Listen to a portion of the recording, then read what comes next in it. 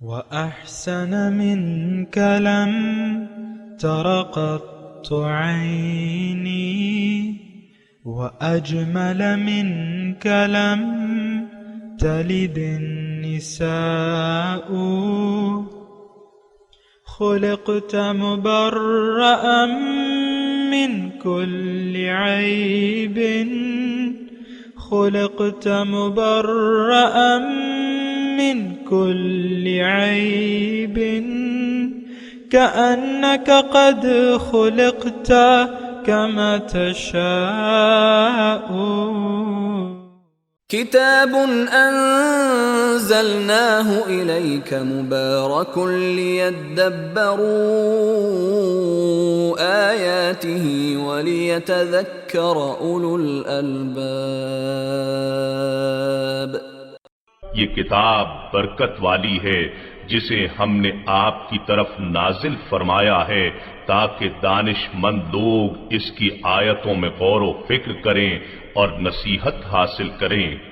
اللہم صلی علی سیدنا محمد وعلی آل سیدنا محمد بعدد کل ذرۃ مئۃ الف الف مرۃ. سامعین و ناظرین اکرام، السلام علیکم ورحمۃ اللہ وبرکاتہ. سامعین کرام، سورہ بقرہ درس نمبر 69 آیت نمبر 47 حصہ اول. آج کا موضوع: کیا ہم نے دنیا کے مفاد کو اخروی مفاد پر ترجیح دے دی ہے؟ اس کے ساتھ آج کے سبق کا آغاز کرتے ہیں. سب سے پہلے گزشتہ سبق کا اعادہ ہوگا.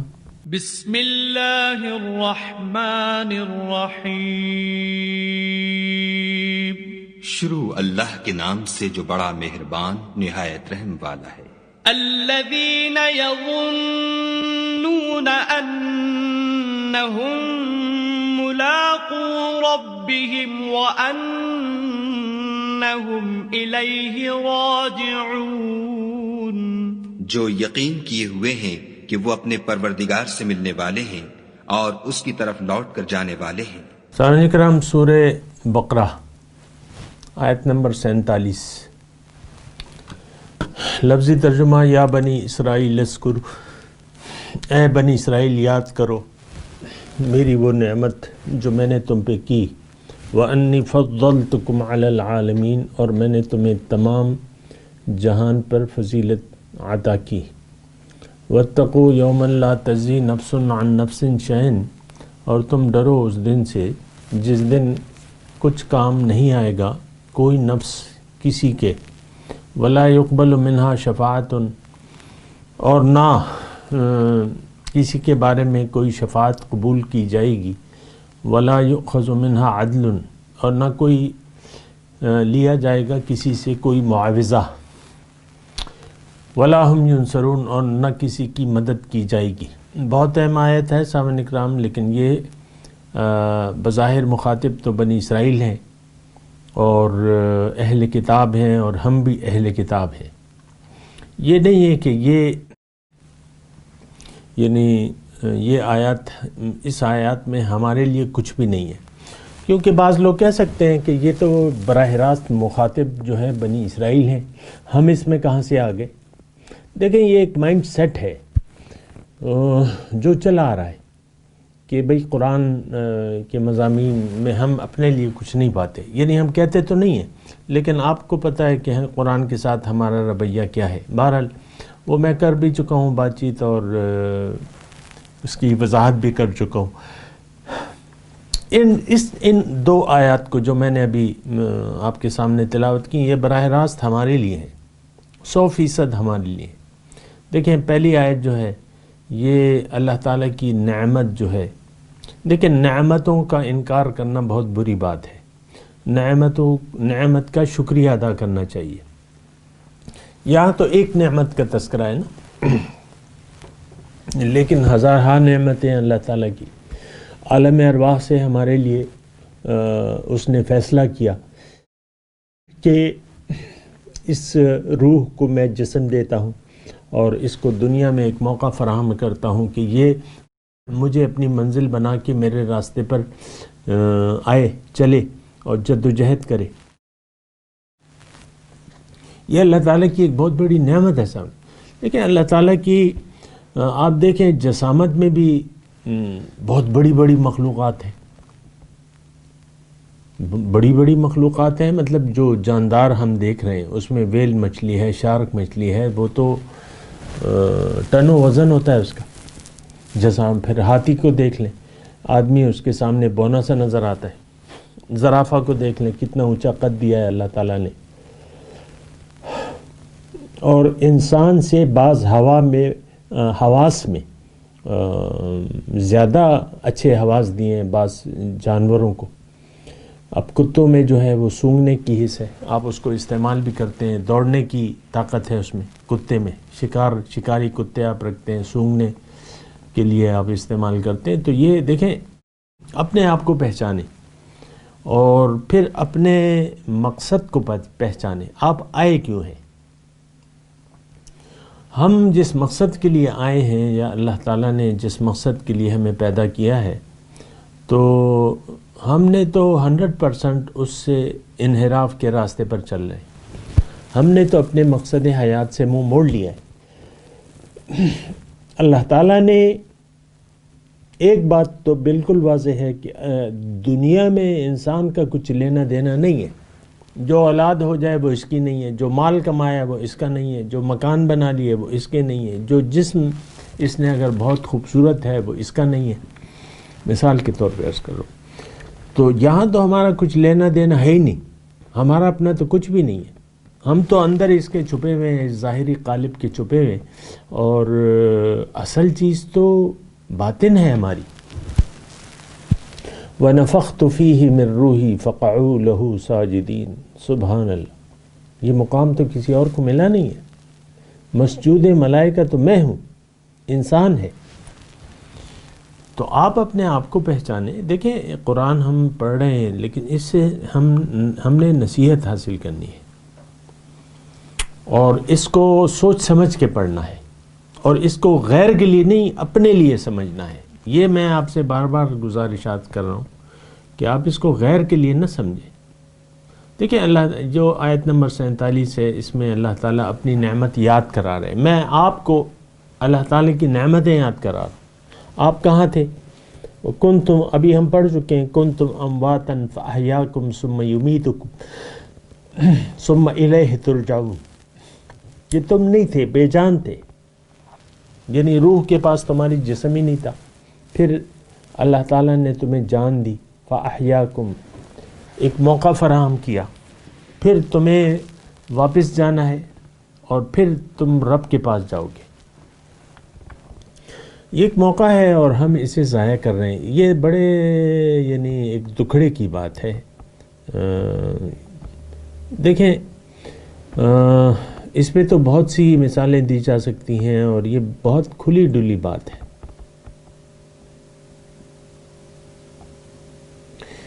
تو آپ دیکھیں مثال کے طور پہ میں عرض کر رہا ہوں، آپ جاتے ہیں عمرے کا ٹکٹ کراتے ہیں اور عمرے پہ جاتے ہیں، مکے جاتے ہیں، لیکن وہاں آپ عمرے کے لیے نہیں جاتے. یہاں لوگوں کو پتہ چلتا ہے کہ یہ تو جا رہا ہے مکے مدینے. وہاں جا کے آپ کہتے ہیں یار میں ذرا سعودی عرب کی سیر کر لوں، جدہ، ریاض، یہ بڑے بڑے شہر ہیں اور میں دیکھتا ہوں. 15 دن کا آپ کا وہ ہے ویزا ہے، تو آپ چلے جاتے ہیں. مثال کے طور پہ عرض کر رہا ہوں، قانونی جو چیزیں ہیں اس کو ایک طرف رکھتے ہیں.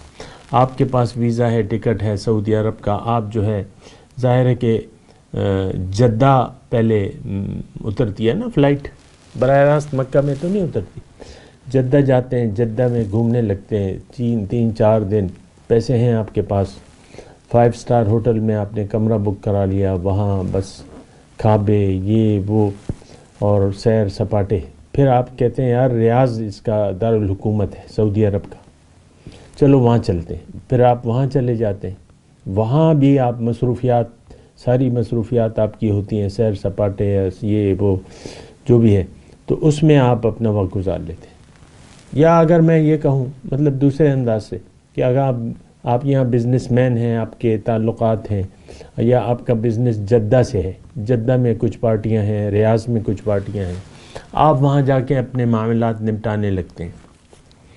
یہاں سے آپ سیمپل لے جاتے ہیں اپنے پروڈکٹس کے. آپ مثال کے طور پہ کارخانہ دار ہیں آپ، تو وہاں جا کے آپ پہلے جدہ میں اپنے کاروباری پارٹیوں سے ملتے ہیں، پھر ریاض چلے جاتے ہیں، وہاں ملتے ہیں. 15 دن اس میں گزر جاتے ہیں.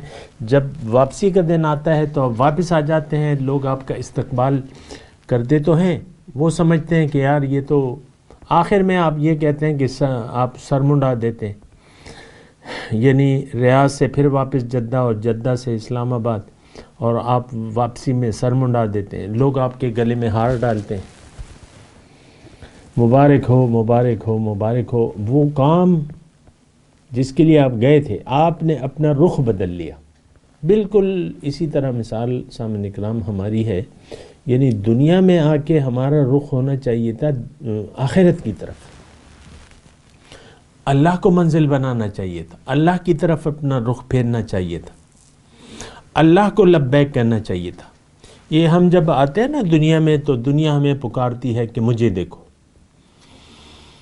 تو ہم دنیا کو دیکھنے لگتے ہیں. دنیا کی پکار پر لبیک کہتے ہیں. لبیک یا دنیا لبیک، لبیک یا دنیا لبیک، لبیک لا شریک لک لبیک، لبیک ان الحمد والنعمت لک والملک، لبیک لا شریک لک لبیک.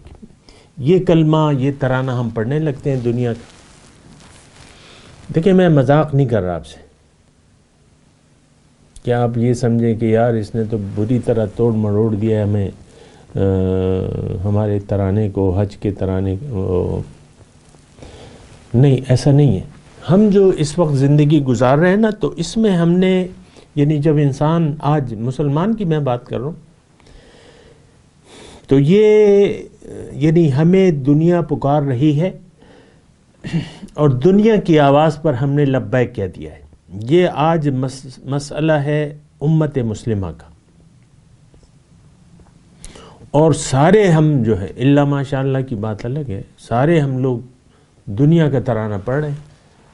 لبیک یا دنیا لبیک، لبیک یا دنیا لبیک، لبیک لا شریک لک لبیک. اے دنیا میں حاضر ہوں، تم نے مجھے بلایا ہے، میں حاضر ہوں. اب میں آ گیا ہوں، اب میں یہاں اعلیٰ تعلیم حاصل کروں گا، کارخانے بناؤں گا، ڈاکٹر بنوں گا، انجینئر بنوں گا، سائنسدان بنوں گا، وزیر اعظم بنوں گا، مشیر، وزیر، وزیر اعلیٰ، یہ سب کچھ میں بنوں گا، فوج میں جرنیل بن جاؤں گا. کتنے آپ تفاخر سے دیکھتے ہیں ان عہدوں کو. جرنل صاحب، میں کسی عہدے کی تضحیق نہیں کر رہا، لیکن آپ کی نظر میں جو دنیا کی وقت ہے وہ آپ کو میں بیان کر رہا ہوں. یہ جنرل صاحب ہیں، یہ بریگیڈیئر صاحب ہیں، یہ کرنل صاحب ہیں، اور یہ لیفٹیننٹ جنرل ہیں، جو بھی عہدے، یہ ایئر کموڈور ہیں، یہ چیف آف سٹاف ہیں. کتنے مطلب وہ پروٹوکول اور یہ اور سلوٹ وغیرہ، ہاں یہ سب کچھ ہوتا ہے کہ نہیں ہوتا؟ یہ کیا ہے؟ یہ سارا دنیا کا کھاتا ہے.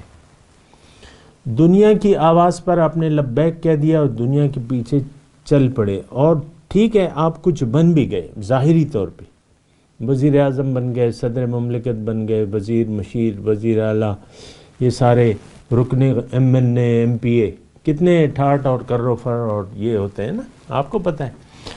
تو آپ نے، ہم دنیا میں آتے ہیں، یہ دیکھیں ہم سب، ہمارا مسئلہ ہے، ہم دنیا میں آتے ہیں، دنیا ہمارے سامنے بظاہر اچھی نظر آتی ہے، سونے چاندی کے ڈھیر، کارخانے، یہ وہ، تو یہ اچھی نظر آتی ہے. ہم اس کی آواز پر دانستہ طور پہ لبیک کہتے تھے کہ ہاں دنیا تم ہی ہو، تم جیسا تو کوئی بھی نہیں ہے، اور میں تو بس تمہیں ہی سامنے رکھ کے زندگی گزاروں گا.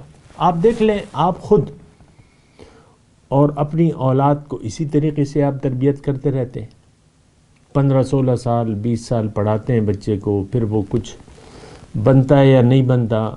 اکثر تو یہاں پی ایچ ڈی والے بھی چپڑاسی کی درخواست آتی ہے تو وہ پی این کی درخواست دے دیتے ہیں، کیونکہ عمر گزری جاتی ہے. تو وہ ایک الگ بات ہے. لیکن آپ نے لبیک کہا دنیا کو، اور یہ بڑی خطرناک بات ہے. دیکھیں انسان کا جو کھاتا ہے وہ اس کے لبیک کہنے سے شروع ہوتا ہے، یا اس کو دیکھا جائے گا کہ یہ کس چیز کو لبیک کہہ رہا ہے. آپ کا جو رسمی ایمان ہے وہ آپ کے کام کا نہیں ہے. اصل جس چیز کی دعوت کو آپ قبول کریں گے اور جس طرف آپ اپنا زندگی کا رخ پھیر لیں گے، اصل اس کو دیکھا جائے گا. پھر آپ کی زندگی کی سارا سٹرکچر جو ہے، جو ڈھانچہ ہے، تو اس بنیاد پہ کھڑا ہوگا. یہ بات بھی نوٹ کر لیں. یعنی آپ اللہ کی دعوت، رسول کی دعوت پر لبیک کہیں، کیونکہ اللہ بھی آپ کو اپنے پاس بلا رہے. یعنی اللہ تعالیٰ آپ کو بلا رہا ہے. پھر رسول وہ دعوت آپ کے سامنے پیش کر رہے کہ اے انسان، تمہاری منزل تو اللہ ہے، اور تمہارا وَأَنَّ مَرَدَّنَا إِلَى اللَّهِ وَإِنَّا إِلَيْهِ راجعون وَإِلَيْهِ تُرْجَعُونَ. تمہارا جانا اللہ کے پاس ہے اور تمہارا وہ حساب کتاب بھی لے گا. یہ تو نہیں ہو سکتا، یا یہ تو نہیں ہوگا کہ حساب کتاب نہ ہو، جزائے اعمال نہ ہو. ہمارا تو یقین اس میں نہیں ہے. کم از کم ہم مسلمانوں کا قطعاً یوم آخرت پر یقین نہیں ہے، اور اس کا مظہر جو ہے وہ ہمارے اعمال ہیں، جو ہماری زندگی ہے، تو وہ اس پہ بین ثبوت ہے. ہر دعوے کے لیے ایک دلیل ہوتی ہے. میں نے آپ کو دعویٰ پیش کیا کہ ہمارا تو آخرت منزل ہی نہیں ہے، دنیا منزل ہے، آخرت پہ ہمارا یقین ہی نہیں ہے.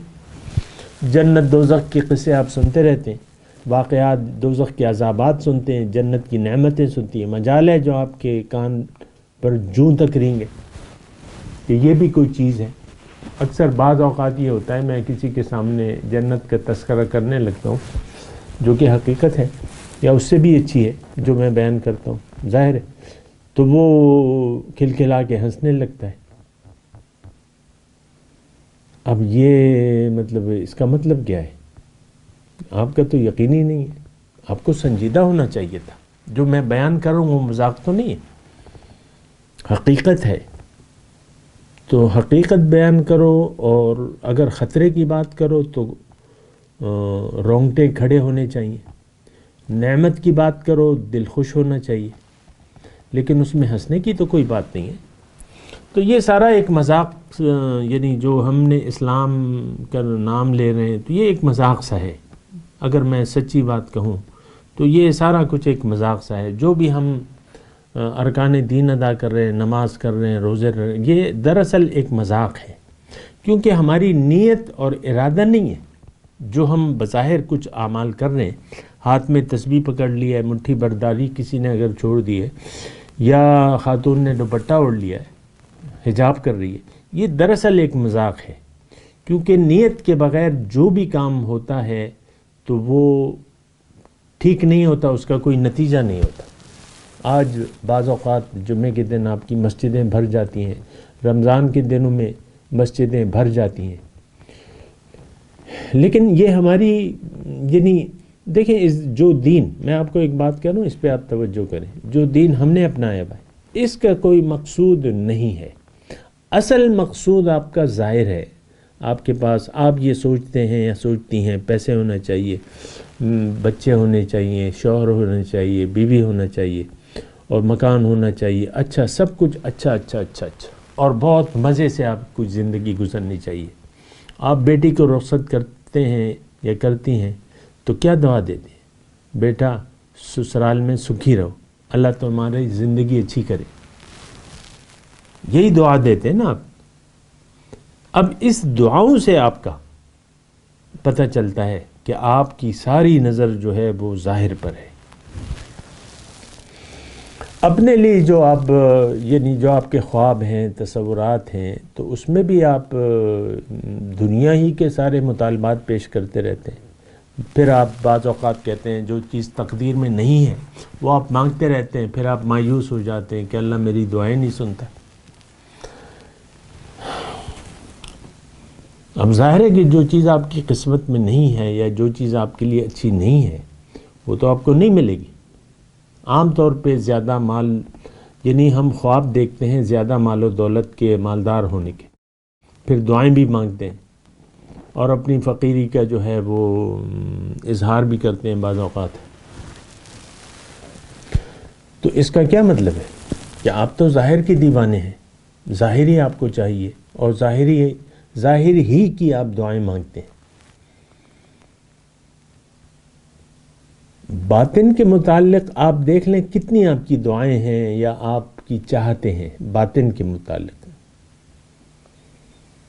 تو یہ تو سوچنے کی بات ہے۔ بہرحال تو دیکھیں یہاں جو آیت ہم پڑھ رہے ہیں، یا بنی اسرائیل اذکروا نعمتی التی انعمت علیکم انی فضلتکم، اس میں اللہ تعالیٰ ایک قوم کو، اب وہ قوم آپ بھی ہو سکتے ہیں، بنی اسرائیل کو ہٹا دیں، آپ اپنی اے مسلمان قوم، ہم یہ بھی لگا سکتے ہیں نصیحت کے حاصل کرنے کے لیے، اے مسلمان قوم، اور یہ اللہ تعالیٰ کی کوئی نعمتیں نہیں ہیں ہم پہ تو بہت بڑی نعمت ہے۔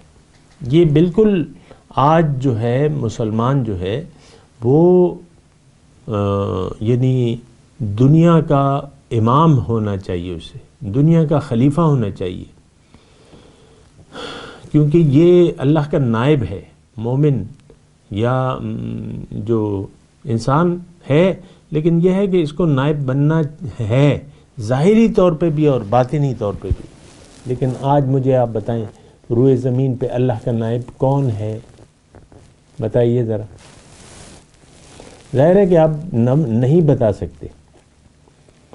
اللہ کے نائب بننے کا تو ہم خواب بھی نہیں دیکھتے، نہ آرزو ہے، نہ تمنا ہے، نہ کوئی جذبہ ہے، نہ کوئی محنت ہے، حالانکہ آپ میں یہ استعداد اللہ تعالیٰ نے ڈالی بھی ہے۔ آپ کو میں نے یہ مضمون بیان کیا، انی جاعل فی الارض خلیفہ، آپ میں یہ استعداد موجود ہے، تو ایسا نہ کیجیے، ایسا نہ کیجیے، بلکہ دیکھیں اس کا نقصان کیا ہوگا۔ اس کا نقصان دوسری آیت میں اللہ تعالیٰ بتا رہے ہیں، وَاتَّقُوا يَوْمًا لَا تَجْزِي نَفْسٌ عَن نَفْسٍ شَيْئًا، کہ دیکھو جب میرے پاس آؤ گے یوم حساب کے دن، اس دن کوئی تمہارے کام نہیں آئے گا۔ یہاں تو ہم ایک دوسرے کے کام آتے ہیں، ایک باپ کا بیٹا بدچلن ہے، بد اخلاق ہے، مختلف غلطیاں کرتا ہے، باپ گرفتار ہو جاتا ہے، تھانے پہنچتا ہے، تو باپ چلا جاتا ہے ضمانت کے لیے، تو تھانے دار صاحب کو مجبوراً پھر چھوڑنا پڑتا ہے کہ یہ تو بڑا عزت والا باپ ہے، اس کے بیٹے نے تو غلطی کی، اب میں کیا کروں، باپ آ گیا، یہ ایم این اے ہے، ایم پی اے ہے، میں یہ تو بات مان۔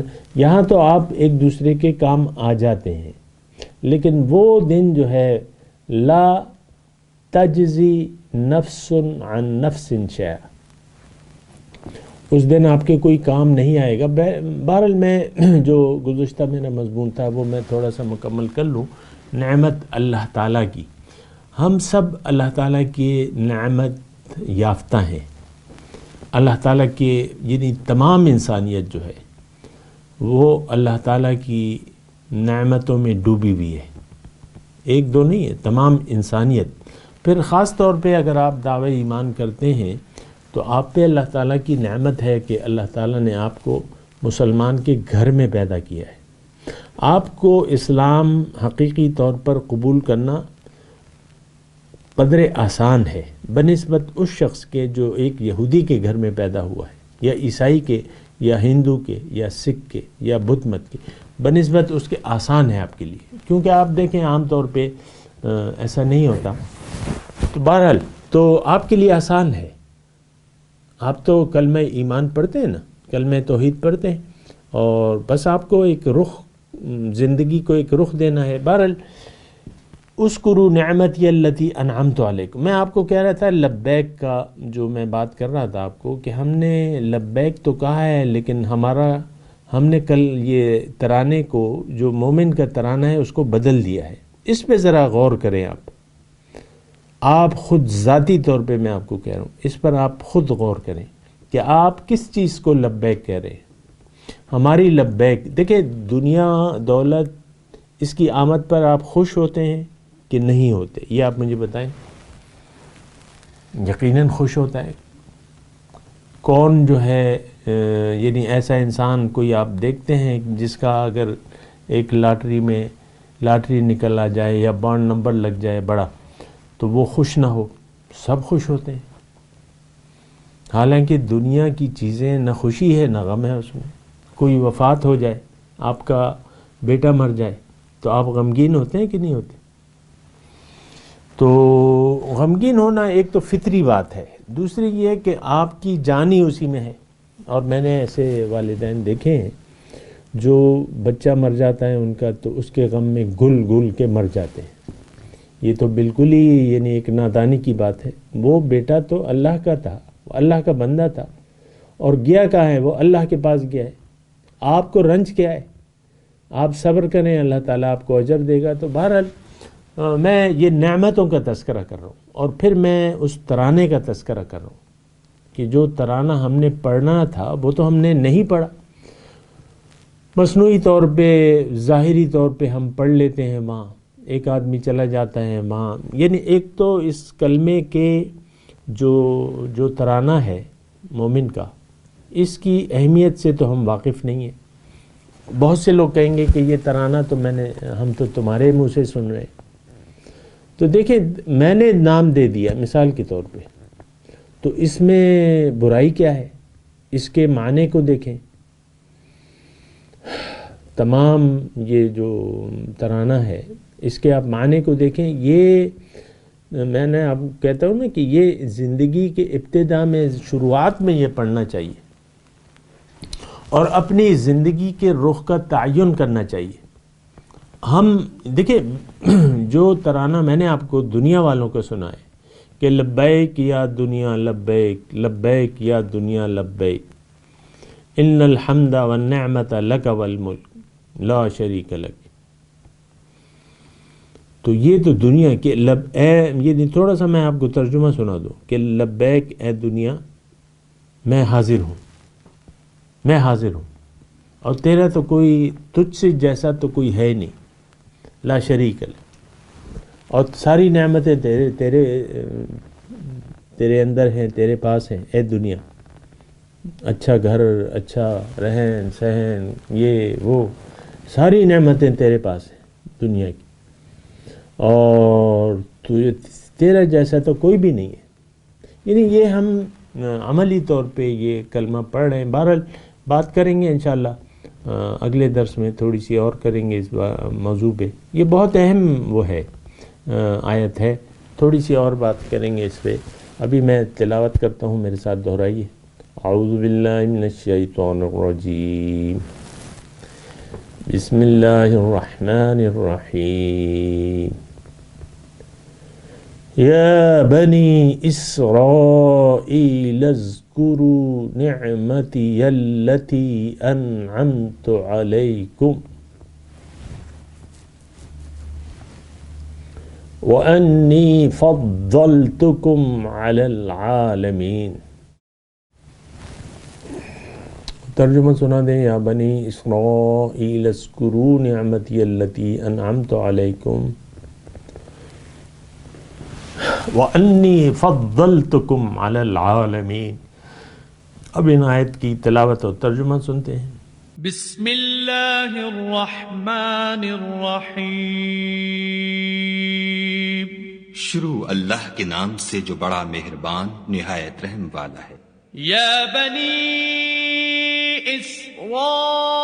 اسرائیل اذکروا نعمتی التی انعمت علیکم وانی فضلتکم علی العالمین. اے یعقوب کی اولاد، میرے وہ احسان یاد کرو جو میں نے تم پر کیے تھے، اور یہ کہ میں نے تم کو جہان کے لوگوں پر فضیلت بخشی تھی. اس کے ساتھ ہی سامعین اکرام، آج کے درس کا وقت اختتام کو پہنچا. انشاءاللہ اگلے درس میں ملاقات ہوگی. وآخر دعوانا ان الحمد للہ رب العالمین. والسلام علیکم ورحمۃ اللہ وبرکاتہ. مولایا صلی وسلم دائما ابدا على حبيبك خير الخلق كلهم.